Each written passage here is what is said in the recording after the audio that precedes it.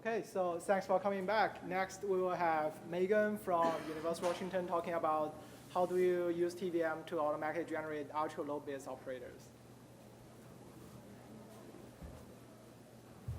Okay, hi. So as Tenchi said, I'm Meghan. So we're going to show how to implement ultra-low bit operators in TVM.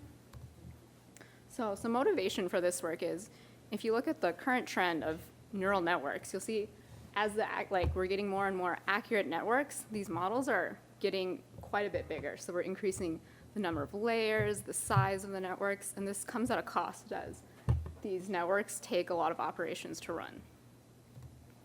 At the same time, we also want to run these networks on edge and IoT devices. And these devices, they often have limited compute power, a small amount of on-chip memory, as well as strict energy budgets. So there's a need for efficient and cheap inference.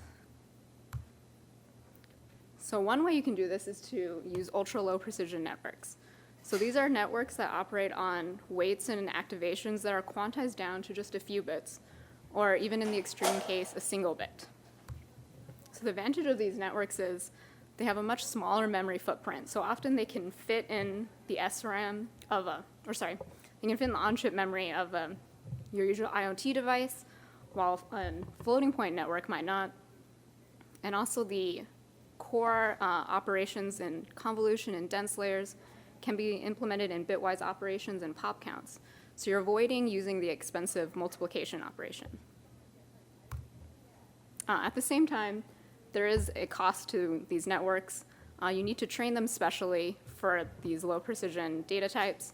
And as well as you'll see, there is a small reduction in accuracy compared to floating point models. So currently there's a lot of active research on training these types of networks. So some common ones are XNORNet or DoReFaNet. And these networks have steadily reduced the accuracy degradation. But however, like popular deep learning frameworks such as TensorFlow or PyTorch don't support low precision operations. So instead, these networks will simulate them in floating point and will just actually report performance in terms of number of operations. So you're actually not getting an actual performance number, and you can't efficiently deploy them. Whoops. Yeah, so in this tutorial, we're going to show how you can write custom operators in TVM that take advantage of ultra-low precision data types. So for the rest of this talk, I'm going to give an overview of how we implement the low precision dot products using Bitserial methods. And then we'll go over a coding demo of how we do this in TVM, as well as use the optimized operators that we wrote. Okay. So to start, if we just have a simple binary dot product, so all of our data is ones and zeros, normally you would just multiply each element, sum them, and get your result. And yes, since all of this data is just ones and zeros, you can actually replace the multiplication and the addition with bitwise and in pop count, and you'll get the same result.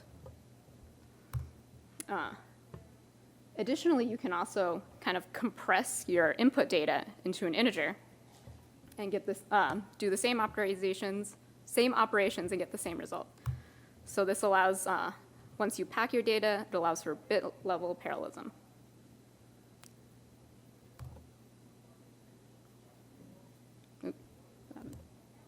Yes, and so if you like math, here's kind of the equation for a binary dot product. It's just element-wise and followed by pop count. Okay. So if you have higher precision data, so in this example, we have a 1-bit, 2-bit dot product, you can actually use the same methods if you just kind of massage your data a little. So here we're going to first separate the input data into bit planes so that each bit position is easily accessible. So for 1-bit data, it's already like that. For this 2-bit data, we've divided it into bit 0, bit 1.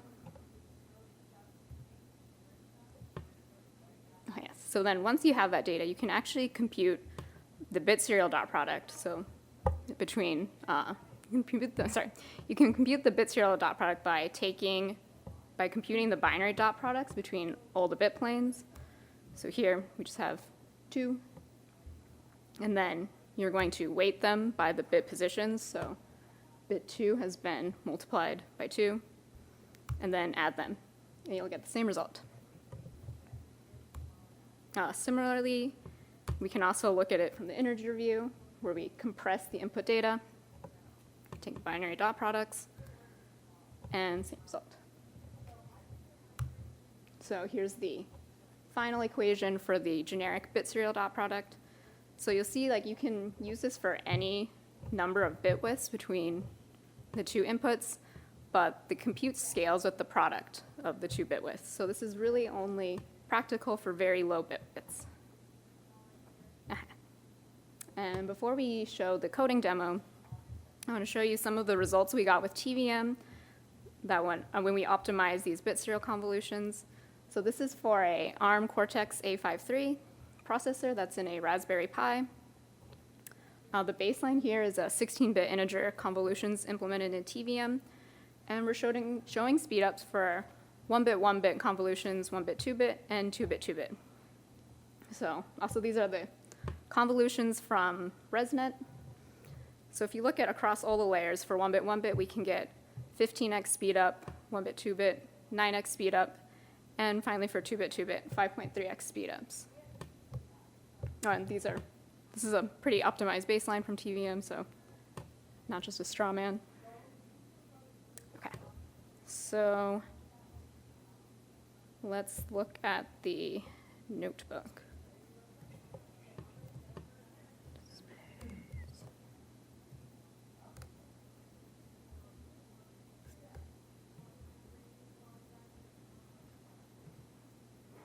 Here. Okay. Let's Command plus. Do 200. I can be able to see that. Is this good? Okay. So if you go to our FCRC website, you can find the tutorial for ultra low precision. First we're going to, run anyways. Yeah, we're gonna do that first step where we set up TVM. Apparently I need to authorize this. Okay.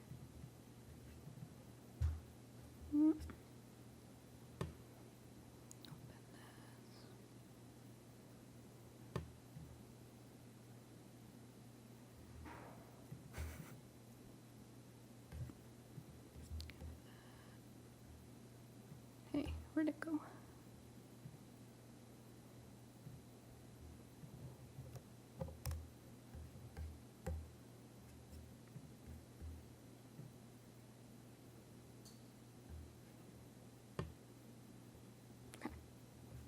It's doing that. See, it's done. Okay, yeah. So for this notebook, we're just going to show how you define the TVM operators. So we'll go through kind of that pre-processing step, which is called bit packing, as well as how to do the Bitserial dot product computation. We're not going to show how you optimize that afterwards, because it's actually, you can use the same tool set that we've shown for previous operators. So let's see. Is this running? No.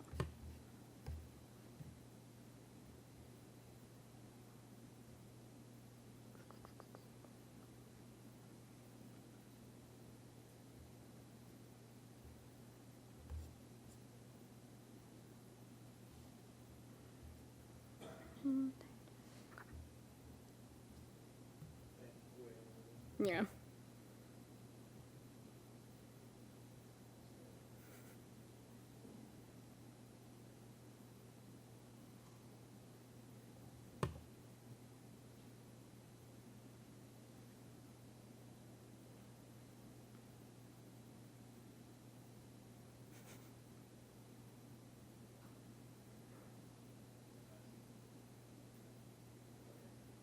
Oh, okay. Yes. Okay. So here we're just going to go through like a really simple example. So this is just going to be an 8-element dot product.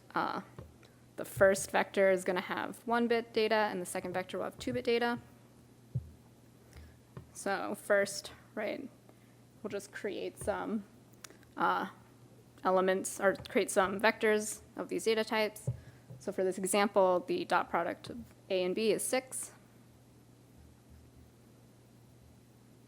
The first step is bit packing the data. So for 1-bit data, this is very simple. You're just actually compressing the bits into a single integer. So here's an example with NumPy, where, yeah, if you just like looked at that stream of data, it's bits, you can get that. 220.